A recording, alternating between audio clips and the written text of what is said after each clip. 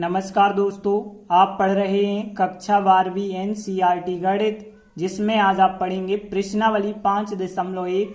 तो देखिए, इस प्रश्नावली के 13 सवाल तक हम कंप्लीट कर चुके थे। आगे देखते हैं। तो देखते हैं 14वां क्वेश्चन है। देखिए, कहा गया फलन f के सातत्य पर विचार कीजिए। मतलब हमारे पास एक फलन fx है, हमें पता करना है यह फलन सतत है या सतत नहीं है। तो देखा जाए यदि, तो यहाँ पे एक यहाँ है, एक यहाँ है, तीन यहाँ है, तीन यहाँ है। मतलब हम कह सकते हैं x बराबर 1 के लिए अलग अलग फलन है, छोटे के लिए अलग है, बड़े के लिए अलग है। उसी प्रकार से x बराबर 3 के लिए, छोटे के लिए, बड़े के लिए अलग अलग फलन है। तो यहाँ पे x बराबर 1 और x बराबर 3 दो ऐसे बिंदु हैं जो असतत कर सकते हैं फलन को। तो हम x बराबर 1 और 3 पर ही चेक करेंगे, बाकी सभी बिंदु तो सतत सिद्ध कर देंगे। केवल x बराबर 1 और 3 ही प्रॉब्लम कर सकता है। तो हम x बराबर 1 और x बराबर 3 के लिए करेंगे। तो देखिए, सबसे पहले हम x बराबर 1 पर चेक करेंगे। तो x बराबर 1 पर हमें पहले तो लेफ्ट हैंड लिमिट ज्ञात करनी होगी। तो देखिए, लेफ्ट हैंड लिमिट कैसे ज्ञात करते हैं। लिमिट x सूचित करता 1 और माइनस चिन्ह लगाते हैं, क्योंकि लेफ्ट हैंड को सूचित करता है माइनस चिन्ह।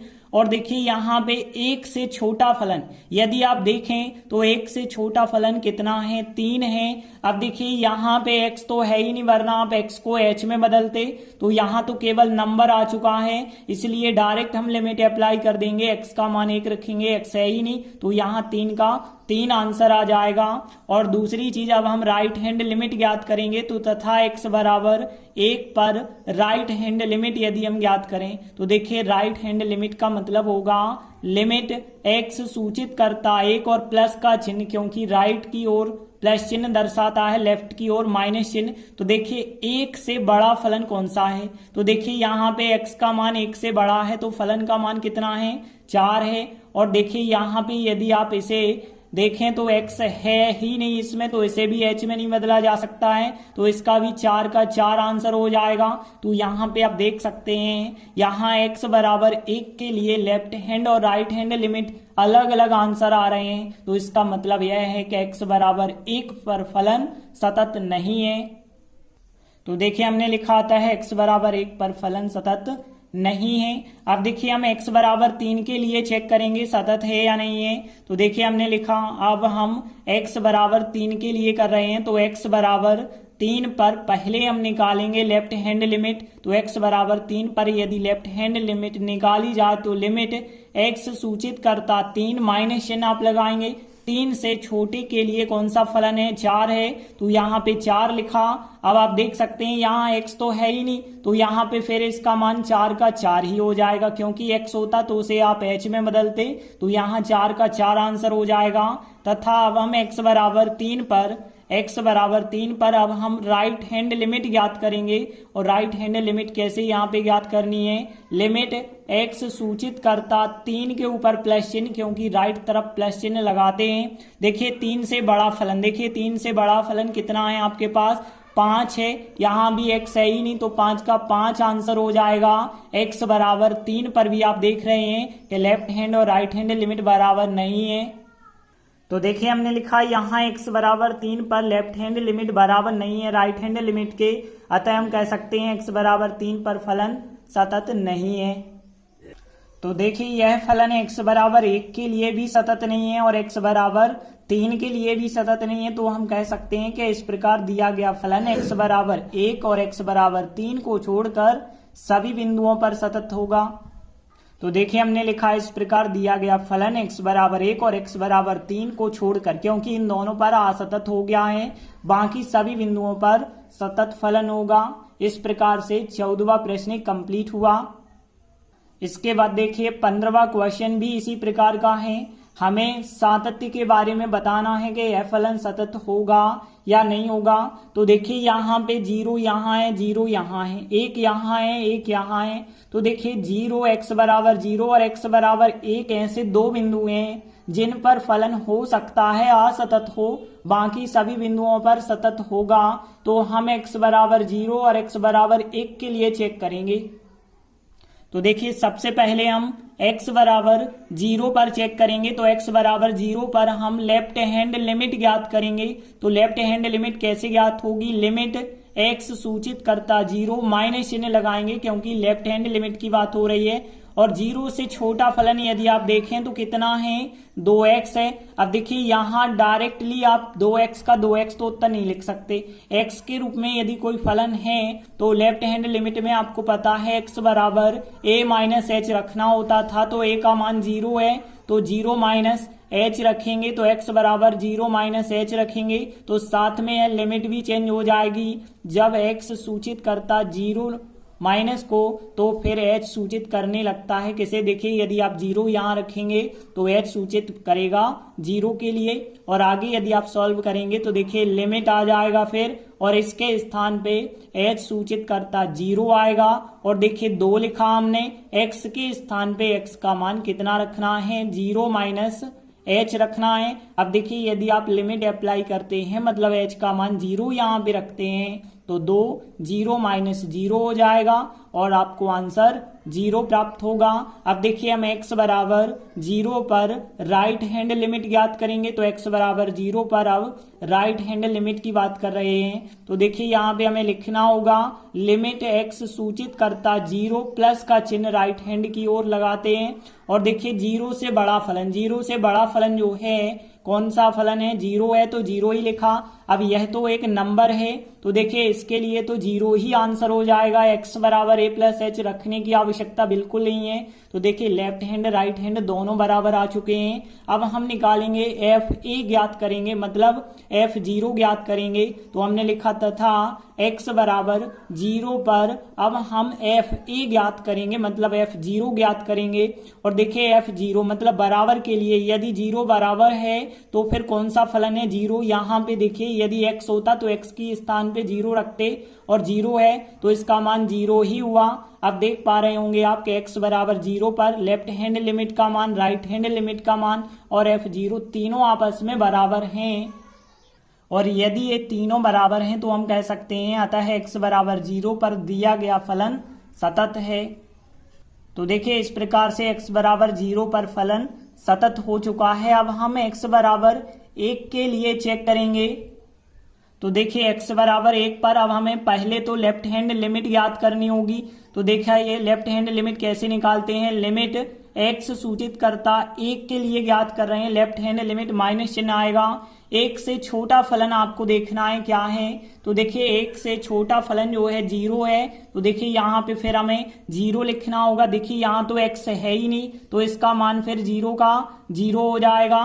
अब हम राइट हैंड लिमिट ज्ञात करेंगे। तो हमने लिखा तथा x बराबर 1 पर राइट हैंड लिमिट। तो देखिए राइट हैंड लिमिट कैसे ज्ञात की जाती है, लिमिट x सूचित करता 1 और प्लस चिन्ह क्योंकि राइट हैंड लिमिट। देखिए अब 1 से बड़ा फलन आपको देखना है क्या है, तो देख सकते हैं 1 से बड़ा फलन जो है 4x है। तो देखिए हम यहाँ पे 4x रख देंगे।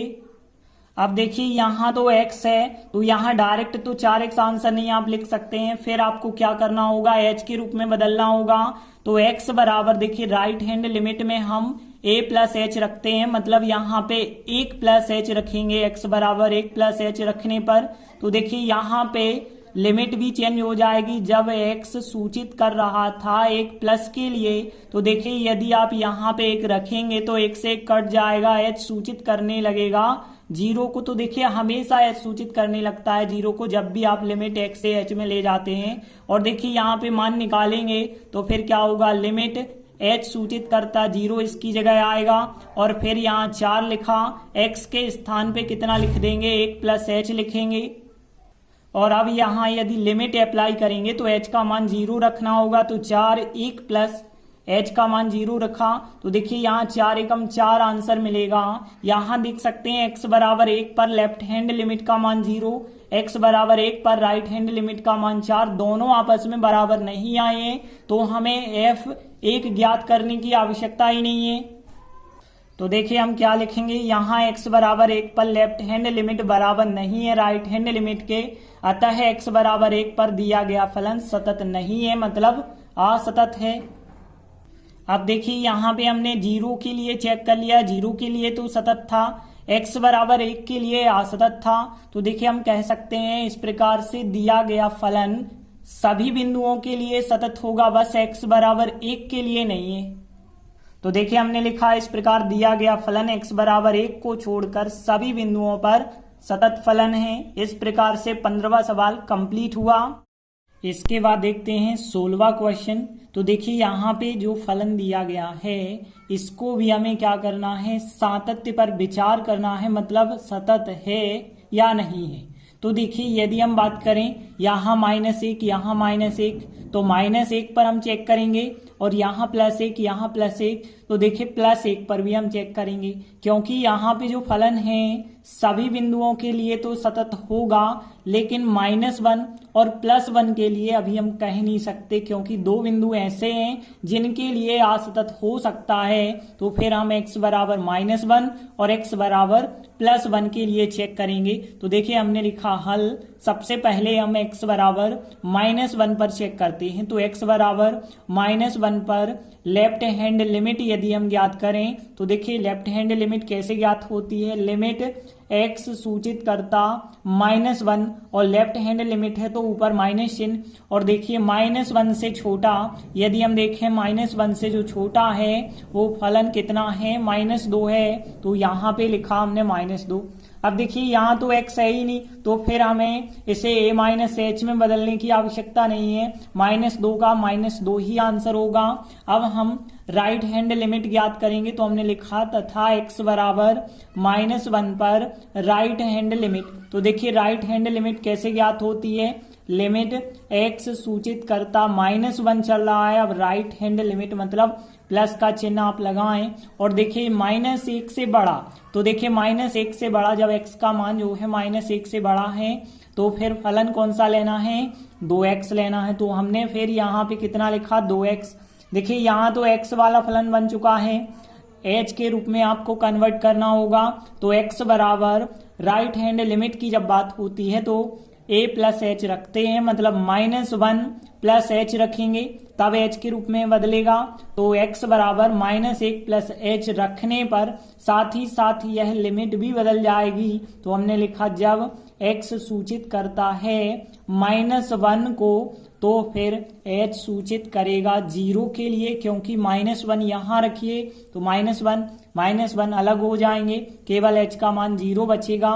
तो देखिए यहाँ पे फिर लिमिट इसके स्थान पे क्या आ जाएगा, h सूचित करता 0 आएगा, और फिर हमने 2 लिखा, x के स्थान पर x का मान -1 प्लस h। देखिए आप लिमिट अप्लाई कर देंगे, यदि आप मतलब h का मान 0 रखेंगे तो देखिए 2 -1 प्लस 0, -1 का गुणा 2 के साथ करेंगे तो -2 यहाँ आ जाएगा।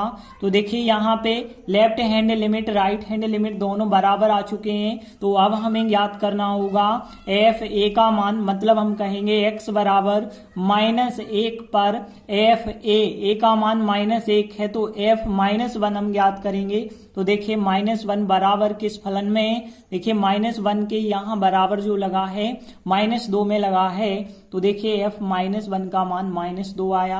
अब हम कह सकते हैं x बराबर -1 पर left hand limit right hand limit और f -1 तीनों बराबर हैं।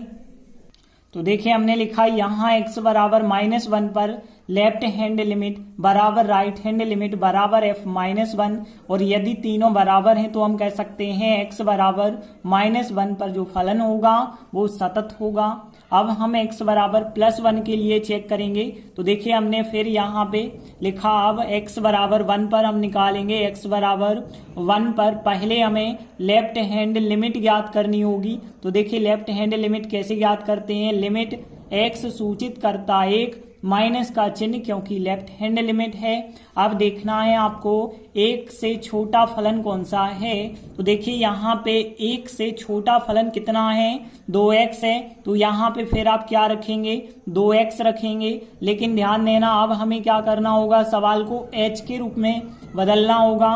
तो देखिए h के रूप में कैसे लेफ्ट हैंड लिमिट को बदलते हैं, a-h रखते हैं, मतलब 1 h रखेंगे x का मान, और साथ ही साथ लिमिट भी बदलेंगी। तो देखिए हमने लिखा फिर कि जब लिमिट जो है x सूचित करता 1 थी तो फिर देखिए h सूचित करता क्या हो जाएगी, देखिए x का मान 1 रखेंगे, एक और एक अलग, h का मान क्या आ जाएगा 0। तो देखिए यहाँ पे और आगे यदि आप सॉल्व करेंगे तो लिमिट h सूचित करता 0 हो जाएगा और फिर 2 लिखा, x का मान कितना रखेंगे आप 1 माइनस h रखेंगे और आगे लिमिट अप्लाई करेंगे, मतलब h का मान 0 रखेंगे तो 2 1 माइनस 0 आएगा और यहाँ 2 का 1 से गुणा करेंगे तो 2 आ जाएगा। तो देखिए लेफ्ट हैंड लिमिट का मान तो 2 आ चुका है, अब हमें राइट हैंड लिमिट ज्ञात करनी होगी। तो हमने लिखा तथा x बराबर 1 पर राइट हैंड लिमिट, और राइट हैंड लिमिट आपको कैसे निकालना है, हमने लिखा लिमिट x सूचित करता 1 और प्लस का चिन्ह आपको लगाना है क्योंकि हम राइट हैंड लिमिट याद कर रहे हैं। इसके बाद ध्यान देना 1 से बड़ा फलन, तो यहाँ पे देखिए 1 से बड़ा फलन कितना है 2 है, तो फिर यहाँ आप क्या लिखेंगे 2 लिखें। यहाँ पे आप देख रहे हैं x तो आया ही नहीं है तो हमें h में बदलने की आवश्यकता नहीं है, आपका आंसर इसका क्या हो जाएगा 2 हो जाएगा। आप यहाँ पे देख पा रहे हैं लेफ्ट हैंड लिमिट का मान 2 आया और राइट हैंड लिमिट का मान 2 आया, दोनों बराबर आ चुके हैं। तो फिर हमें फिर एफ ए भी ज्ञात करना होगा, तो हम तथा x बराबर 1 पर एफ ए ज्ञात करेंगे और a का मान कितना लेंगे 1 लेंगे। तो एफ 1 का मान हमें किस फलन में रखना होगा, देखना होगा कि 1 के बराबर कौन सा फलन है। तो देखिए 1 के बराबर कौन सा फलन है 2x, x के स्थान पे कितना रखेंगे 1, तो यहाँ पे बन जाएगा फिर 2 × 1 और यहाँ पे सॉल्व करेंगे तो 2। अब आप देख सकते हैं x बराबर 1 पर left hand limit, right hand limit और f1 तीनों बराबर हैं। तो देखिए हमने लिखा यहाँ x बराबर 1 पर left hand limit, right hand limit और f1 तीनों बराबर आ चुके हैं, अतः हम कह सकते हैं x बराबर 1 पर फलन क्या है सतत है। तो यहाँ पे आप देख पा रहे हैं -1 के लिए सतत हो गया, +1 के लिए सतत हो गया। केवल 2 ही ऐसे बिंदु थे जिनके लिए असतत फलन हो सकता था, बाकी सभी बिंदुओं के लिए सतत होता। तो देखिए यहाँ पे जब -1 के लिए सतत हो गया, +1 के लिए सतत हो गया तो कोई असतत बिंदु होगा ही नहीं। फिर हम कह सकते हैं कि इस प्रकार दिया गया फलन x के प्रत्येक मान के लिए सतत है।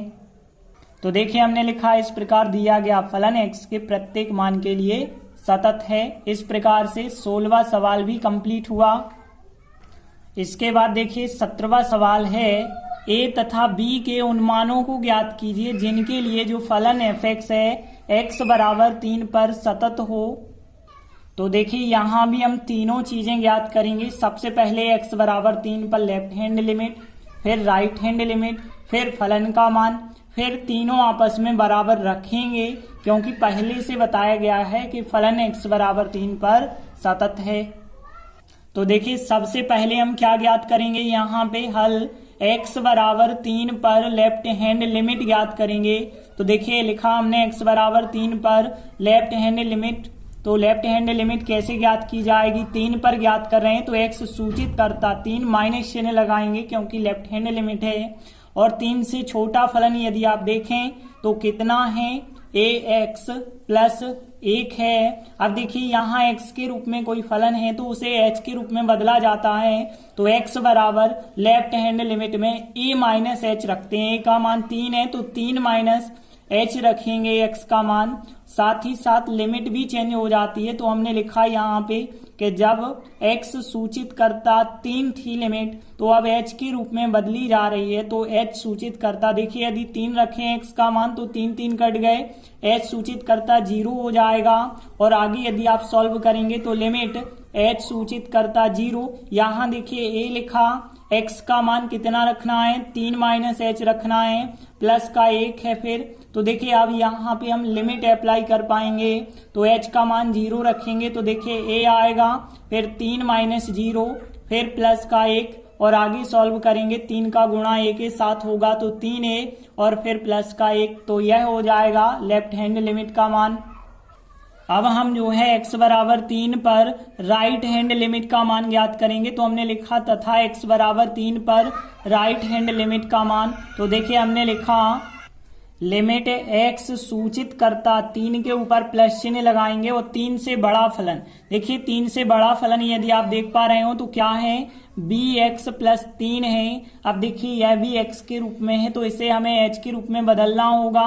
तो हम क्या करेंगे, x बराबर राइट हैंड लिमिट की बात है तो a प्लस h रखेंगे और a का मान 3 है तो 3 प्लस h रखेंगे। तो देखिए यहाँ साथ में यह लिमिट भी बदल जाएगी। तो हमने लिखा जब x सूचित करता है 3 को, तो देखिए यहाँ पे यदि आप 3 रखेंगे x का मान 3 से 3 अलग हो जाएंगे तो h सूचित करने लगेगा 0 को। तो देखिए यहाँ पे फिर मान क्या आएगा, यहाँ पे हमने लिखा फिर लिमिट x सूचित करता जो 3 प्लस था वो बदल जाएगा h सूचित करता 0 में। और यहाँ पे b लिखा हमने, x का मान कितना आ जाएगा, यहाँ 3 प्लस h आ जाएगा और प्लस 3 था तो प्लस 3 लिखा। इसके बाद आप लिमिट अप्लाई करेंगे, मतलब लिमिट का मान रखेंगे तो h का मान यहाँ 0 रखा जाए तो देखिए 3 प्लस 0 आएगा, फिर प्लस 3 और b का गुणा हो जाएगा तो 3b प्लस 3 आ जाएगा। तो इस प्रकार से राइट हैंड लिमिट ज्ञात हो जाएगी। तो देखिए हमने left hand limit, right hand limit ज्ञात कर ली है। अब हम जो है एफ ए ज्ञात करेंगे। तो हमने लिखा तथा x बराबर 3 पर एफ ए ज्ञात करना है। एफ ए का मान कितना है, 3, तो एफ 3 तो बराबर 3 के लिए कौन सा फलन है यदि आप देख पा रहे हो तो देखिए यहाँ पे जे बराबर 3 के लिए ax प्लस 1 है। x का मान कितना रख रहे हैं आप, 3 रख रहे हैं तो यहाँ पे फिर कितना हो जाएगा, a होगा, x का मान 3 प्लस 1 तो यहाँ पे आ गया फिर 3a प्लस 1 आ जाएगा। अब देखिए प्रश्न में हमें दिया गया है कि जो फलन है वो x बराबर 3 पर सतत है।